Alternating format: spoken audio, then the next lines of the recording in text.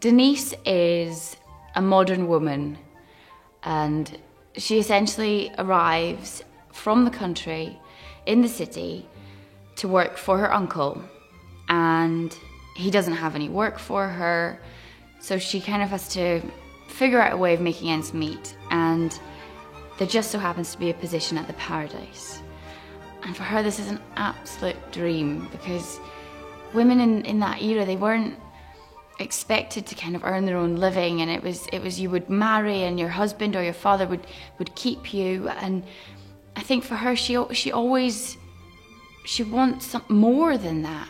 I think that's kind of running theme with Denise, is that she always wants more, and she's never quite satisfied with what is available to her in that time period and expected of women, and she's always kind of pushing those barriers. And you know, she comes up against a lot of issues and obstacles and finds her way around that, whether it's charm or intelligence or brute force sometimes. And I just think she's fascinating because she's so determined.